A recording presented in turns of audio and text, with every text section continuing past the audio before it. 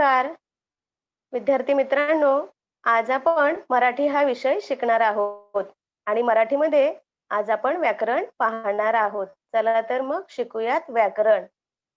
मी पीपीटीच्या साहाय्याने तुम्हाला आज व्याकरण शिकवणार आहे.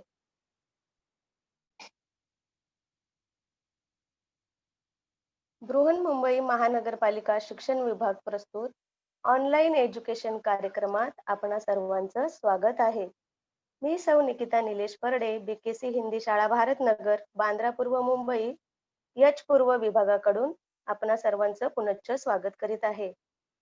मुलांनो, आजची दिनांक आहे 19 ऑक्टोबर 2020.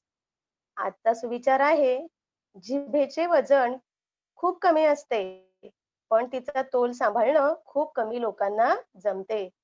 बघा, सुविचाराकडे पुन्हा एकदा लक्ष द्या, की जिभेचं वजन खूप कमी असतं, पण तिचा तोल सांभाळणं खूप कमी लोकांना जमते. आज आपण मराठी विषय घेऊन आलो आहेत आणि इयत्ता 5वी मध्ये मराठी विषयात व्याकरण पाहणार आहोत आणि त्यामध्ये उपघटक विरामचिन्हे पाहणार आहोत.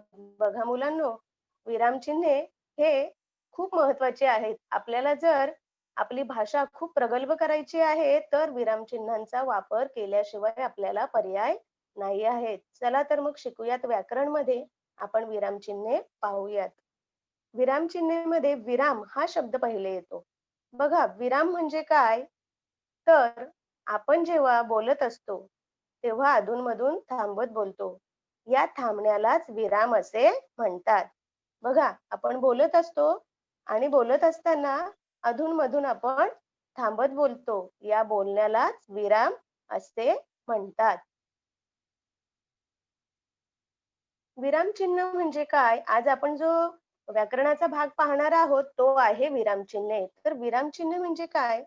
तर लेखनामध्ये आपल्या मनातील हर्ष, दुःख, प्रश्न इत्यादी भाव वेगवेगळ्या चिन्हांनी दाखवला जातो. या चिन्हांना विरामचिन्हे असे म्हणतात.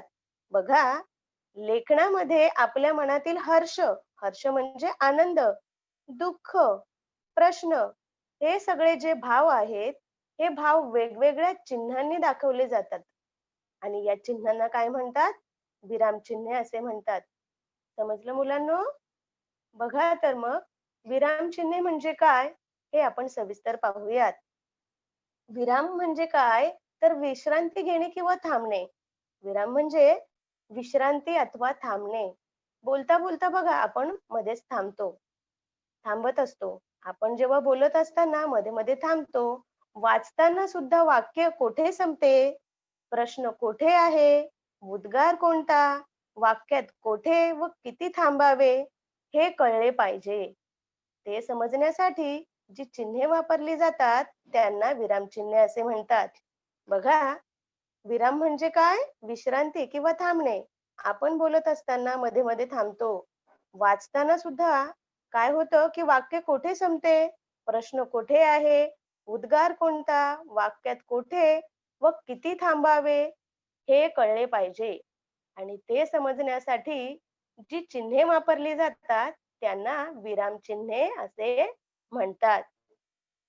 बघा मुलांनो, विरामचिन्हे जी आहेत, आज आपण 10 विरामचिन्हे पाहणार आहोत. किती? 10. तर ही 10 विरामचिन्हे जी आहेत, ती आपले लेखन सुधारण्यास, आपलं बोलणं सुधारण्यास खूप महत्वाचा त्यांचा सहभाग आहे. आणि जर आपलं लेखन प्रभावीपणे करायचं असेल, आपलं बोलणं प्रभावी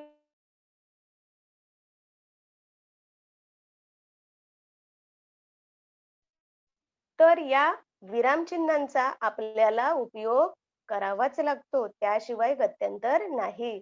चला तर मग ही 10 विरामचिन्हे पाहूयात. आपल्या समोर आहेत. पहिलं विरामचिन्ह आहे पूर्णविराम. दुसरं अर्धविराम. तिसरं आहे स्वल्पविराम. चौथं प्रश्नचिन्ह. पाचवं उद्गार चिन्ह. सहावं अवतरण चिन्ह. सातवं संयोग चिन्ह. आठवं अपसारण चिन्ह. 9 अवग्रह आणि 10 आहे कागपद. बघा मुलांनो, ही विरामचिन्हांची नावे आहेत. आपण हे विरामचिन्हांच्या नावांना प्रत्यक्ष कोणते चिन्ह आहेत ते पाहूयात.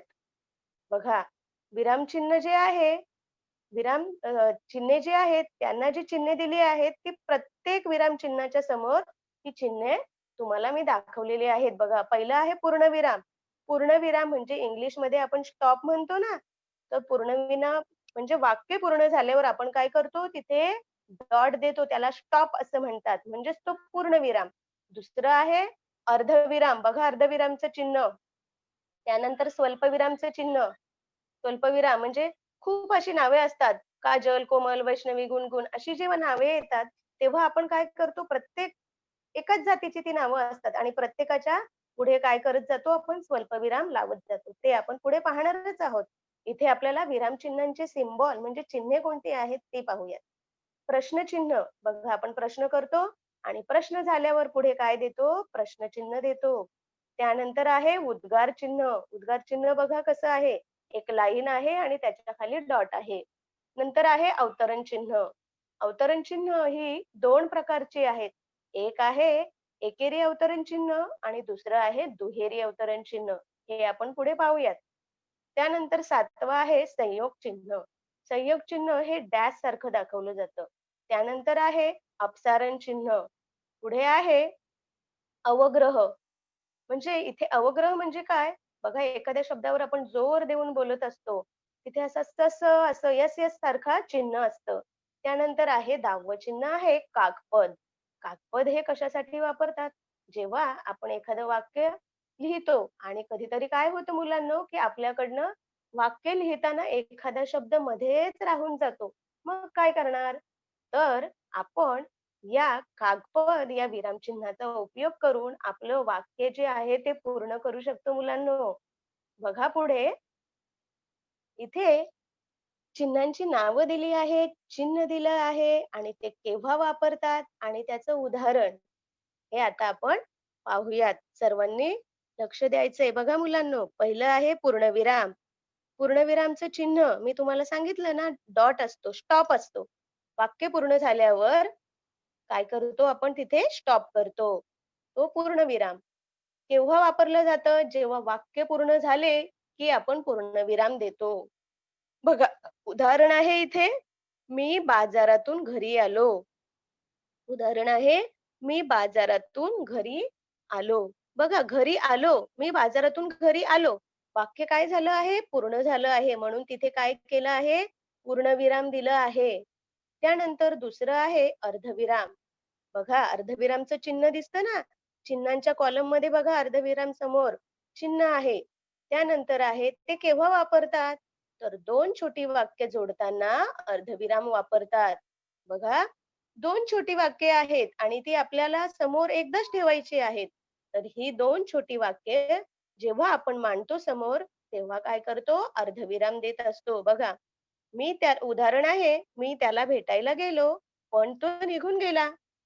मी त्याला भेटायला गेलो, पण तो निघून गेला. इथे 2 वाक्ये आहेत. एक आहे, मी त्याला भेटायला गेलो आणि दुसरं आहे, पण तो निघून गेला.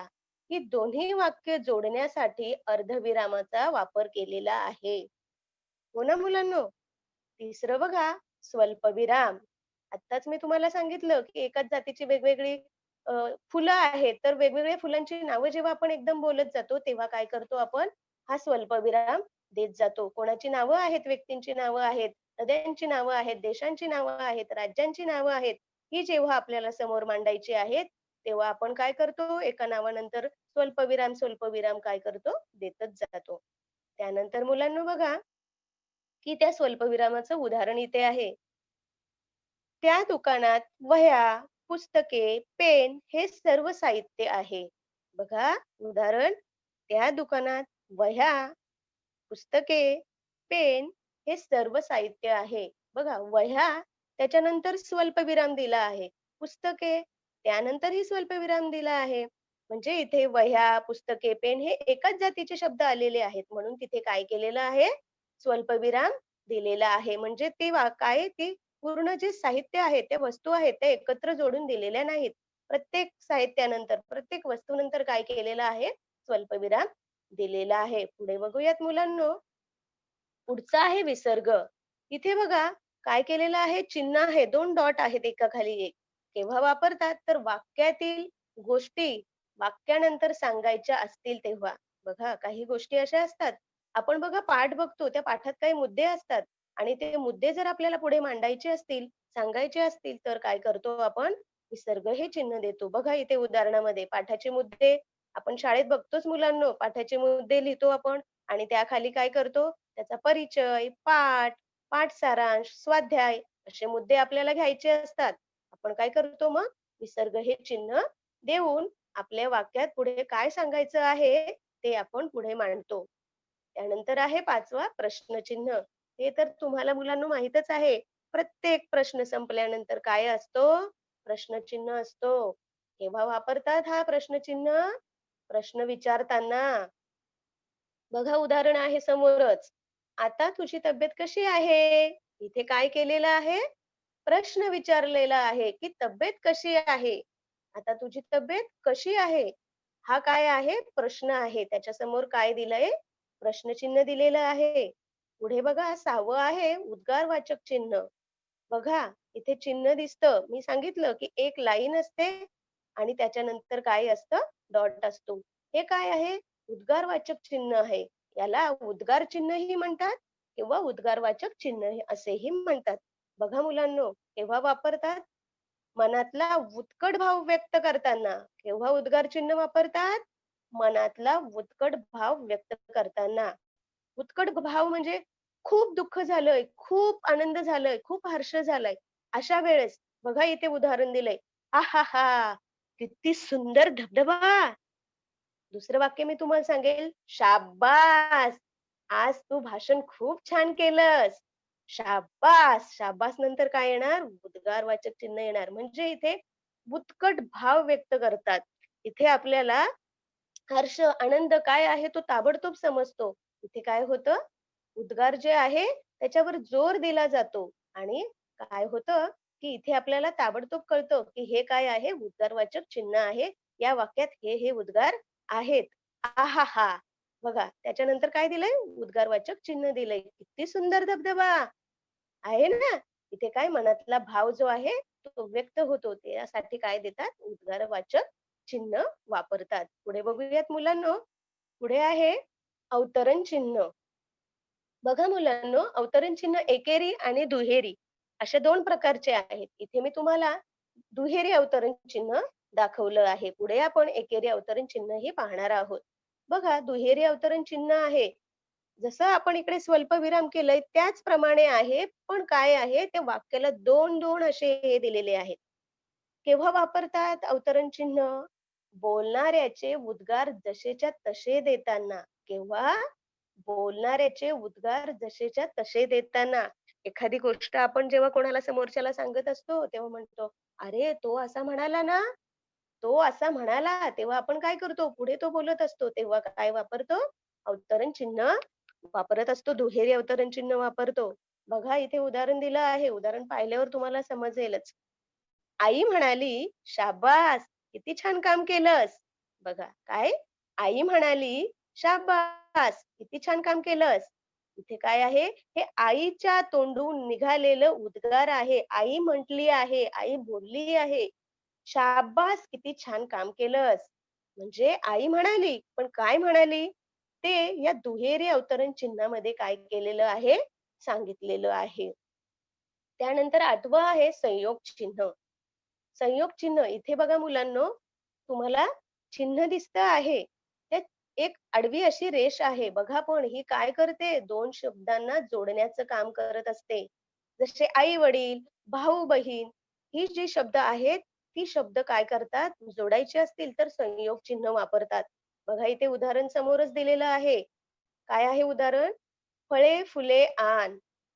उदाहरण आहे फळे, फुले आण. बघा फळे पण आण, फुले पण आणायची आहेत. तर फळे आणि फुले या 2 शब्दांमध्ये संयोग चिन्हाचा वापर केलेला आहे. 2 शब्द जोडताना हे 2 शब्द जोडलेले आहेत.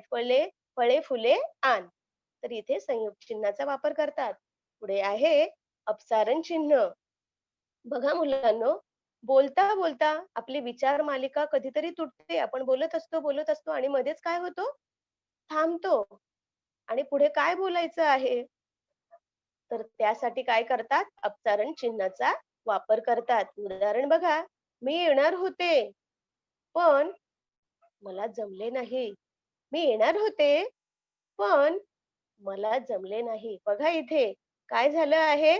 बोलता, बोलता विचार मालिका म्हणजे आपल्याला जे बोलायचं आहे, ती आपली लिंक तुटते. मी येणार होते, पण इथे काय आहे? थांबलो. विचार मालिका तुटली आहे. आपल्याला जे बोलायचं आहे ते स्टॉप झालं आहे. आणि मग त्यासाठी काय करतात? अपसरण चिन्हाचा वापर करून पुढे सांगितलं आहे, मला जमले नाही. मी येणार होते, पण मला जमले नाही. समजलं मुलांनो? आणि आपलं 10वं आहे विरामचिन्ह आहे काकपद. बघा काकपद हे आहे याचं चिन्ह बघा मुलांनो कसं आहे. दिसलं? ट्रायंगल सारखं आहे. फक्त काय आहे, एक ती खालची बाजू आहे ती दाखवली नाहीये. ट्रायंगल सारखं आहे हे. जसं आपण अ, लहान संख्या, मोठी संख्यासाठी जे सिम्बॉल वापरतो त्याचप्रमाणे इथेही तसंच सिम्बॉल आहे. फक्त ते कसं आहे, वर आहे. बघा केव्हा वापरतात कागपद? लेखन करताना एखादा शब्द राहिल्यास तो दाखवण्यासाठी अथवा लिहिण्यासाठी हे चिन्ह वापरतात. लेखन करताना एखादा शब्द राहिल्यास बघा आपण वाक्य लिहित असतो आणि शब्द राहिला तर काय करतात? तो दाखवण्यासाठी हे चिन्ह वापरतात. उदाहरण आहेच तुमच्या समोर. भारत माझा आणि चिन्ह दिलंय आणि आहे. वर शब्द आहे देश. बघा मुलांनो, भारत माझा आणि कागपद हे चिन्ह देऊन वर देश हा शब्द लिहिलाय आणि आहे. म्हणजे भारत माझा आहे. मला ॲक्चुअली लिहायचं होतं, की भारत माझा देश आहे. परंतु मुलांनो काय झालं? देश हा शब्द माझ्याकडनं लिहायचा राहून गेला. मग मी काय केलं? भारत माझा देश शब्दाच्या जागेवर तिथे काय केलं? कागपदचं चिन्ह दिलं आणि वर देश हा शब्द लिहिला. तर माझं वाक्य इथे आता बरोबर देणार. कोणीही वाक्य माझं हे चुकीचं देणार नाही. कारण काय आहे, तर हे वाक्य या कागपद चिन्हाचा उपयोग करून मी ते पूर्ण बरोबर केलेलं आहे. भारत माझा देश आहे. समजलं मुलांनो? चला तर आपण आता काय करूया, की ही जी 10 आपण विरामचिन्हे पाहिलेत, ती आपण उदाहरणांच्या साहाय्याने छानपैकी पाहूयात. बघा, लेखन करताना हा विराम वेगवेगळ्या खुणांनी दाखवला जातो. या खुणांना काय म्हणतात? विरामचिन्हे म्हणतात. लेखन करताना विराम वेगवेगळ्या खुणांनी दाखवला जातो. जसं आपण 10 प्रकार आता पाहिलेच. या खुणांना विरामचिन्हे म्हणतात. बघा, पहिलं पाहिलं आपण पूर्णविराम. वाक्य पूर्ण झालं हे दाखवण्यासाठी पूर्णविराम हे चिन्ह वापरतात. वाक्य पूर्ण झालं हे दाखवण्यासाठी पूर्णविराम हे चिन्ह वापरतात. समजलं? तर मुलांनो आता आपण या पूर्णविरामाचं काय करूयात? उदाहरणे पाहूयात. तेव्हा तुम्हाला समजणार.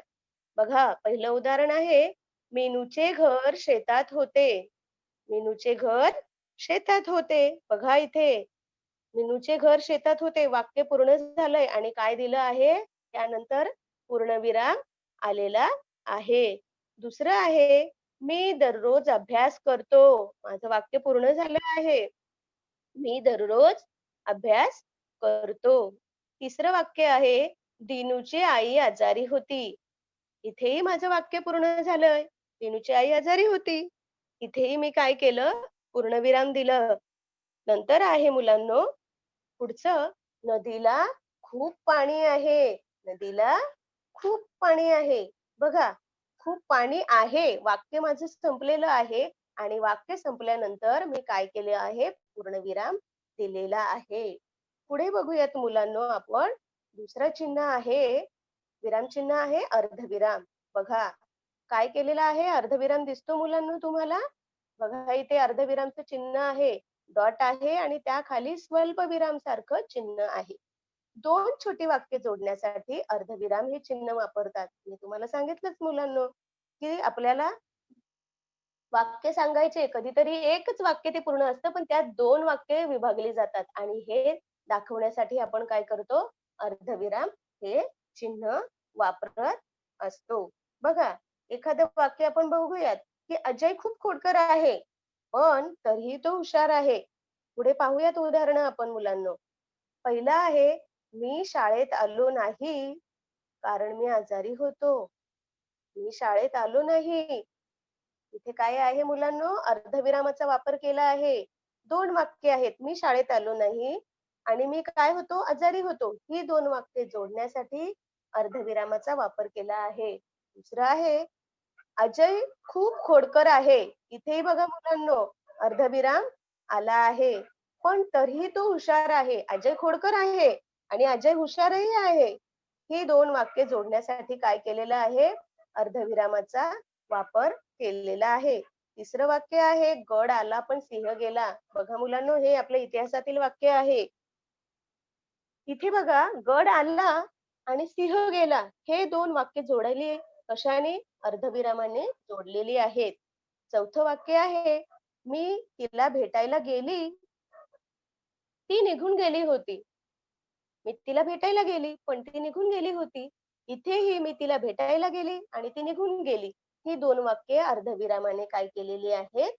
जोडलेली आहेत. समजलं मुलांनो? पुढे आपण विरामचिन्हांचा तिसरा प्रकार पाहू, स्वल्पविराम. बघा, एकाच जातीचे अनेक शब्द एकत्र आल्यास हे चिन्ह वापरतात. एकाच जातीचे अनेक शब्द एकत्र आल्यास हे चिन्ह वापरतात. बघा याची उदाहरणं पाहूयात. पहिलं आहे काजल, कोमल, गुणगुण, वैष्णवी यांनी गणित बरोबर सोडवले. बघा, इथे नावं आली आहेत 4 मुलींची. काजल आहे, कोमल आहे, गुणगुण आहे, वैष्णवी आहे. यांना काय केलं? एकाच जातीची नावं आहे ती. यांना काय केलंय इथे? आपण काय केलंय? स्वल्पविरामाने काय केलं आहे? त्यांना सगळ्यांना दर्शवली आहे तिथे, की काजल, कोमल, गुणगुण, वैष्णवी यांनी गणित बरोबर सोडवले. प्रत्येक नावानंतर बघा मुलांनो, स्वल्पविराम आहे ना? पुढे आहे कृष्णा, कावेरी, गंगा, गोदावरी या भारतातील नद्या आहेत. भारतातील नद्या इथे 4 दिलेल्या आहेत. तर काय केलं आहे? एकच जातीचे शब्द आहेत. त्यांना काय केलंय? स्वल्पविरामाने दर्शवले आहेत. कृष्णा, कावेरी, गंगा, गोदावरी या भारतातील नद्या आहेत. हा स्वल्पविराम जो आहे ना मुलांनो, इथे थोडा वेळ थांबायचं असतं. कृष्णा, कावेरी, गंगा, गोदावरी या भारतातील नद्या आहेत. समजलं? तिसरं आहे बागेत गुलाब, मोगरा, अबोली, जाई ही फुले आहेत. बागेत गुलाब, मोगरा, अबोली, जाई ही फुले आहेत. बघा इथेही काय केलं आहे? स्वल्पविराम आहे. प्रत्येक शब्दानंतर स्वल्पविराम दिलेला आहे. पुढे आपण मुलांनो काय करूयात? चौथं विरामचिन्ह पाहूयात, प्रश्नचिन्ह. बघा मुलांनो, प्रश्नचिन्ह सिम्बॉल तुम्हाला दिसतो समोर. वाक्यात जर प्रश्न विचारला असेल तर वाक्याच्या शेवटी काय येतं? प्रश्नचिन्ह वापरतात. वाक्यात जर प्रश्न आपल्याला विचारला आहे तर त्या वाक्याच्या शेवटी प्रश्नचिन्ह असणारच. घर कोठे होते? इथे प्रश्न विचारला आहे म्हणून इथे काय दिलं आहे? वाक्य संपल्यानंतर काय आहे? प्रश्नचिन्ह. हा प्रश्न विचारला आहे म्हणून वाक्याच्या शेवटी प्रश्नचिन्ह दिलं आहे. दुसरं आहे मारियाच्या घराला कुलूप का होते? इथे प्रश्न आहे की मारियाच्या घराला कुलूप का होते? तर इथेही काय आहे? प्रश्नचिन्ह आहे. तिसरं आहे दिनूला कशाचे महत्व पटले? बघा मुलांनो, आपण हे सर्व अभ्यासलं आहे. हे प्रश्नही अभ्यासले आहेत आपल्या मराठीच्या पाठांमध्ये. बघा, दिनूला कशाचे महत्व पटले? आहे ना? कशाचे महत्व पटले? म्हणजे इथे प्रश्न विचारला आहे आणि प्रश्नचिन्ह वाक्य संपल्यावर प्रश्नचिन्ह दिलं आहे. पिसे कोणाची होती? पिसे कोणाची होती? इथेही काय केलेलं आहे? पिसे कोणाची होती? इथे प्रश्न आहे तर पिसे बदकाची होती आपल्याला माहित आहे. इथेही काय आहे? प्रश्नचिन्ह आहे की पिसे कोणाची होती? पुढे बघूयात आपण विरामचिन्हांचा 5वा प्रकार आहे उद्गार चिन्ह. बघा, उद्गार चिन्ह मनातील भावना व्यक्त करणाऱ्या उद्गारार्थी शब्दानंतर उद्गार चिन्ह वापरतात. मनातील भावना व्यक्त करणाऱ्या उद्गारार्थी शब्दानंतर उद्गार चिन्ह वापरतात.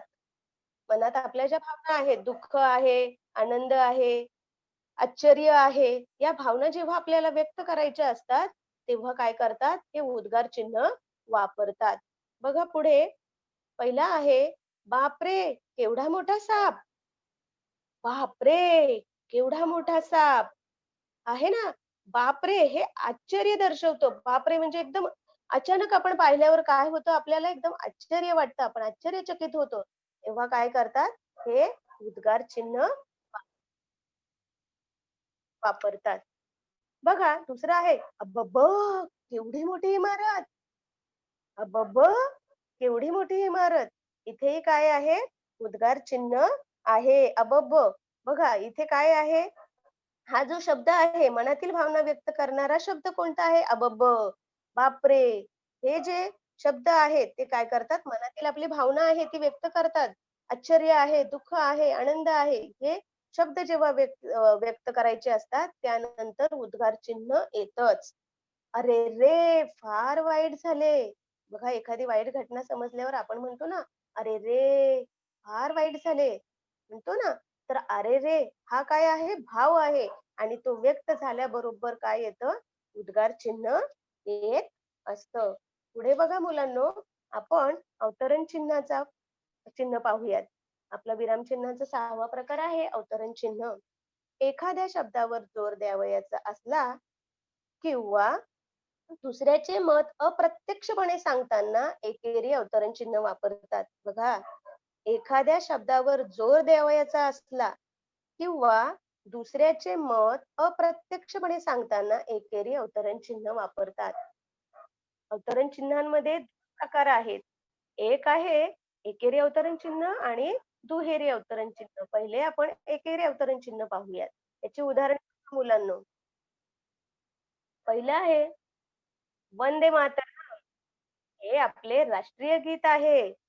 वंदे मातरम हे आपले राष्ट्रीय गीत आहे. बघा इथे काय केलं आहे मुलांनो? हा जो शब्द आहे, या शब्दावर जोर द्यायचा आहे. वंदे मातरम हे आपले राष्ट्रीय गीत आहे.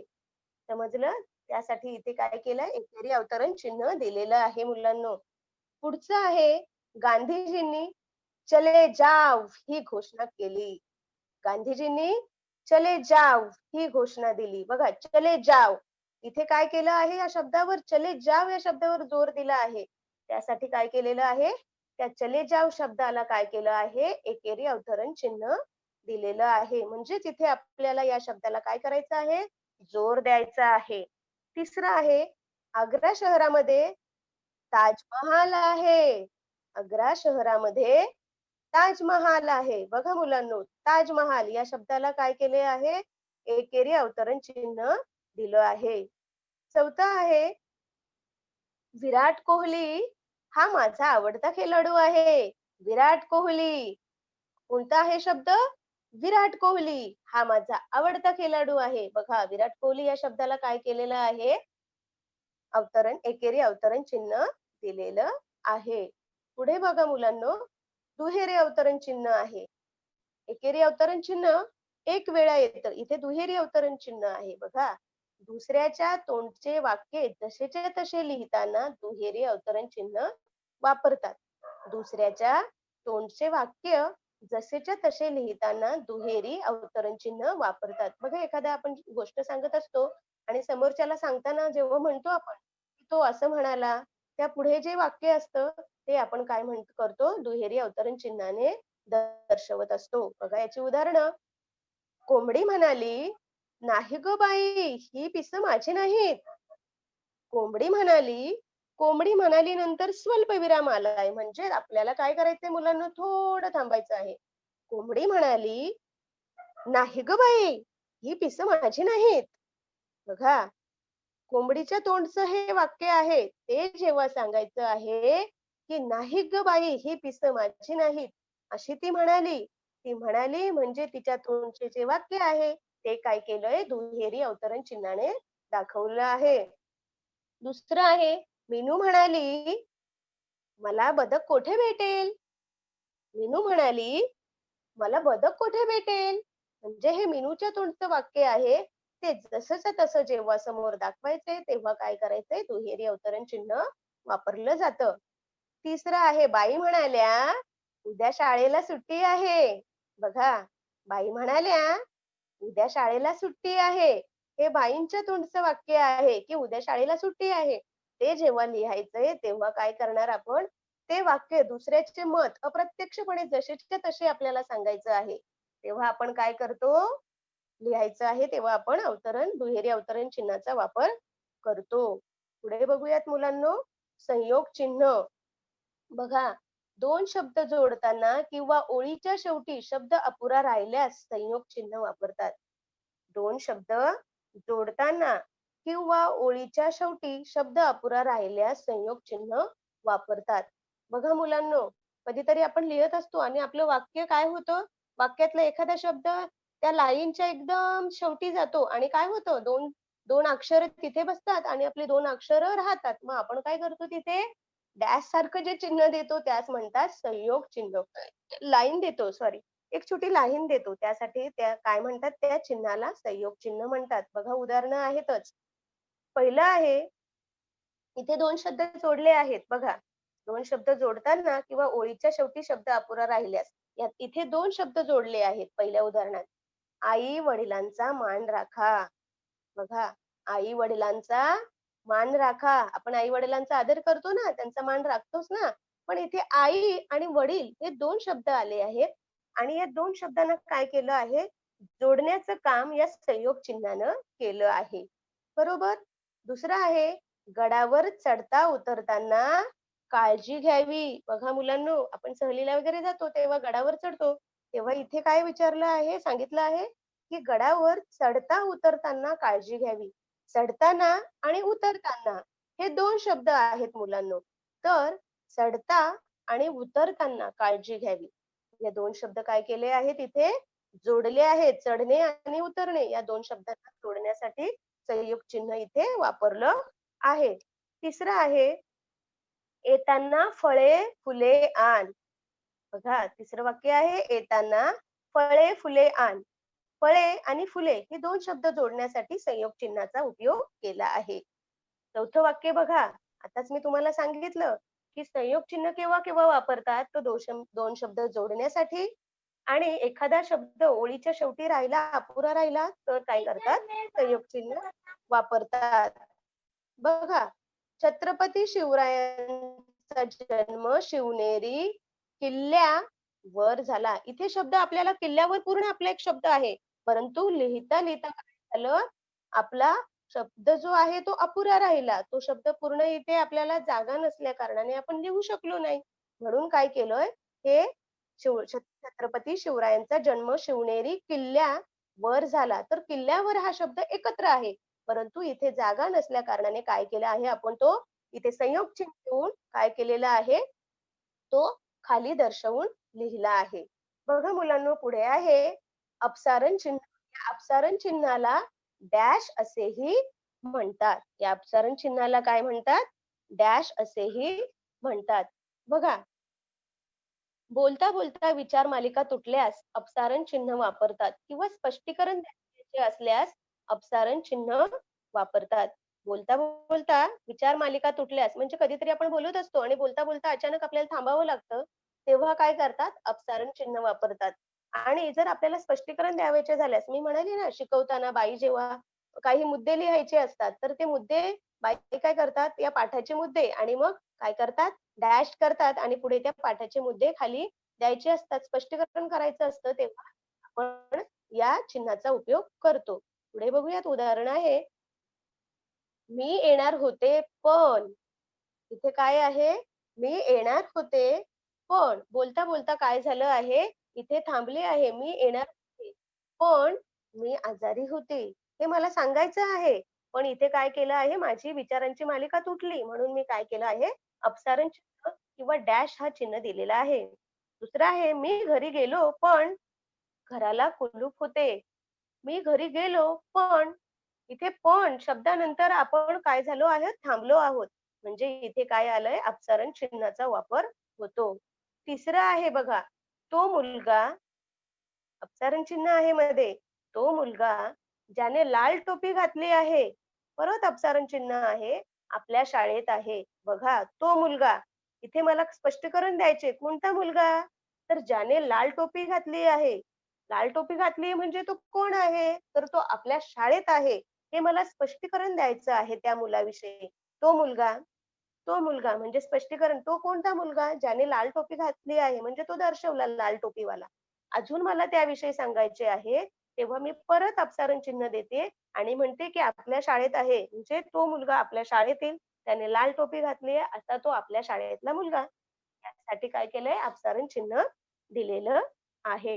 पुढे बघा मुलांनो, 9व आहे अवग्रह. बघा, एखाद्या वर्णाचा लांब दीर्घ उच्चार करावयाचा असल्यास हे चिन्ह वापरतात.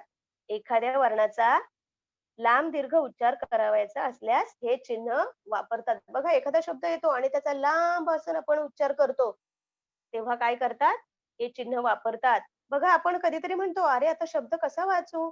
इथे तर असं आहे आणि येस, येस सारखं हे काय आहे बरं?" तर ते चिन्ह कोणतं आहे? अवग्रहचं चिन्ह आहे.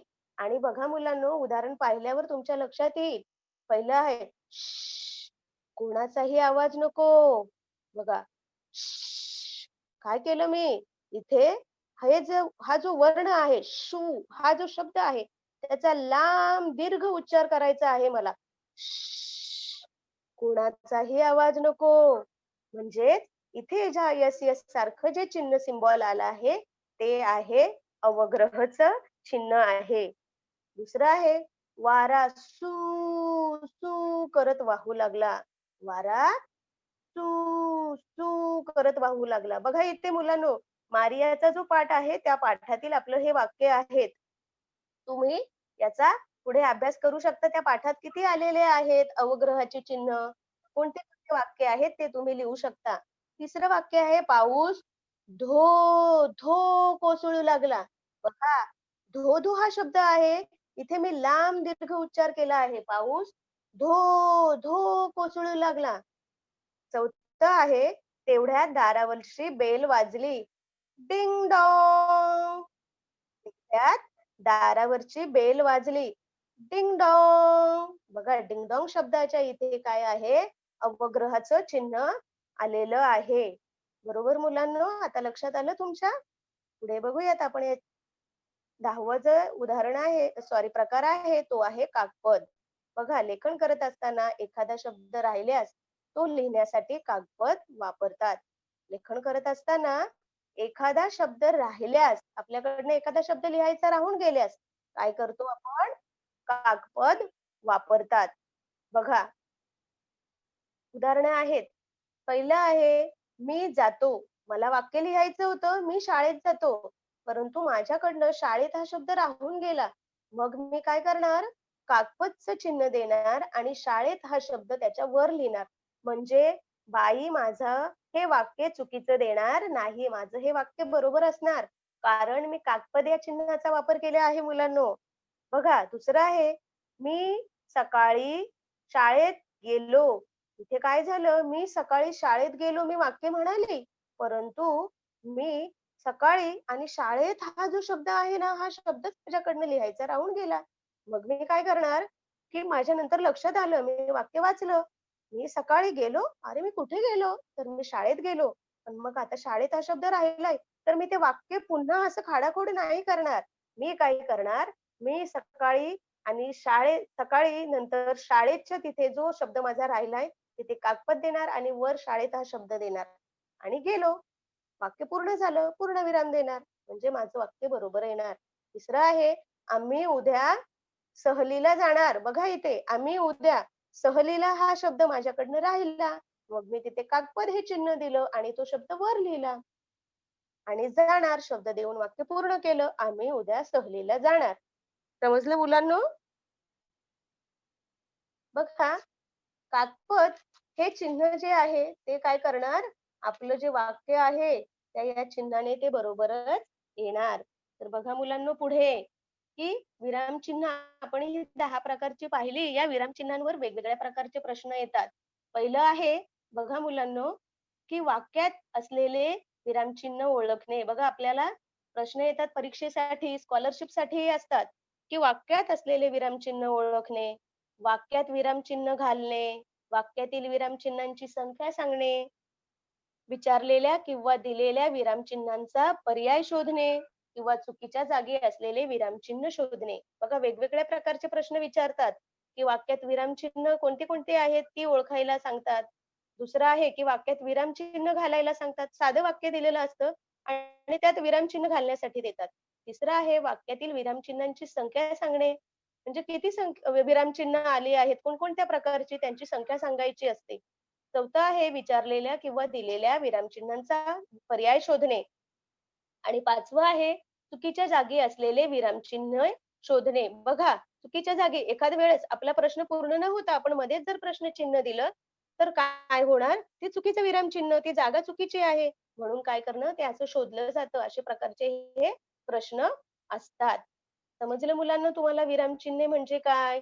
विरामचिन्हांचे प्रकार, त्यांची चिन्हे कशी असतात, कसं थांबायचं आहे, बोलता-बोलता उद्गारासाठी कोणतं चिन्ह आहे, प्रश्न विचारल्यास कोणतं चिन्ह देतात, हे सर्व आपण काय केलं आहे या पाठात अभ्यासलं आहे. तर मुलांनो, तुम्हाला समजलंच आहे नक्की ना? बघा पुढे आता स्वाध्याय आहे. स्वाध्याय आहे, याचं काय करायचंय तुम्ही मुलांनो? स्क्रीनशॉट घ्यायचा आहे आणि आपल्या ग्रुपवर झाल्यानंतर ते सेंड करायचं आहे पूर्ण करून. बघा, पुढील विरामचिन्हे ओळखा.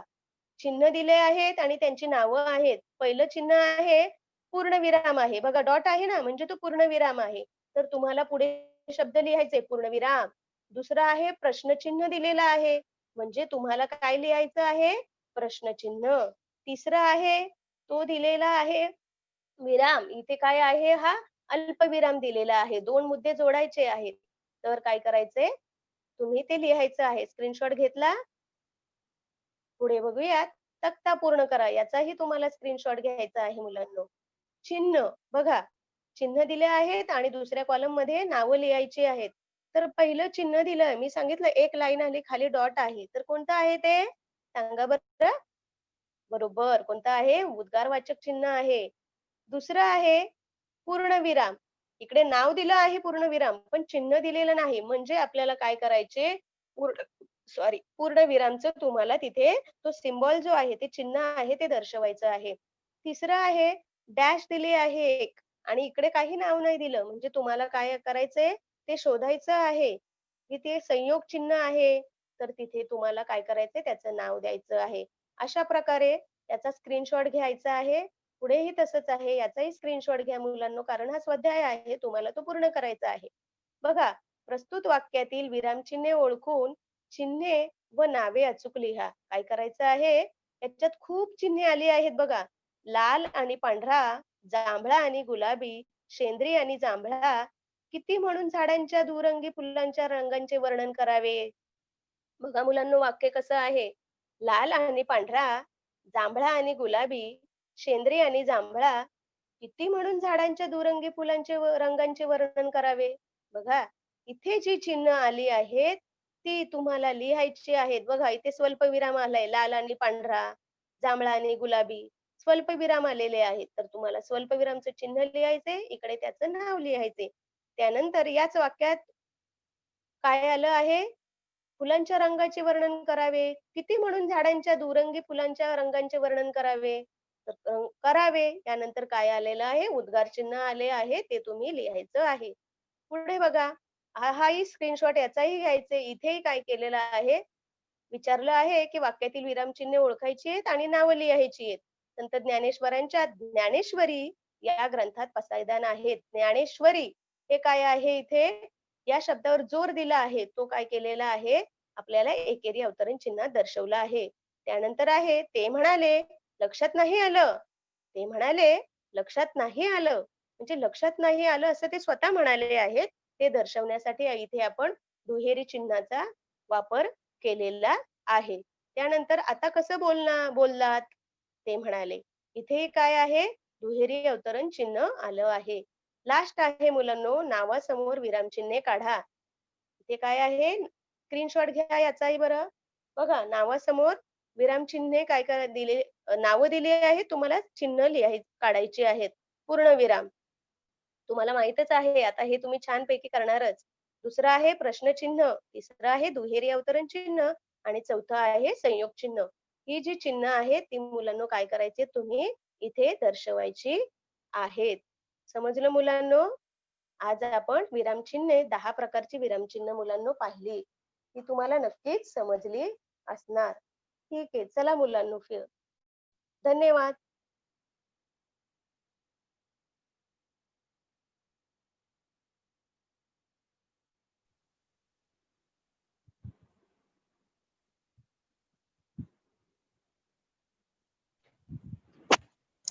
मैडम वेरी नाइस लेसन, बहुत अच्छा आपने बताया मैडम, विराम चिन्हों के सारे प्रकार।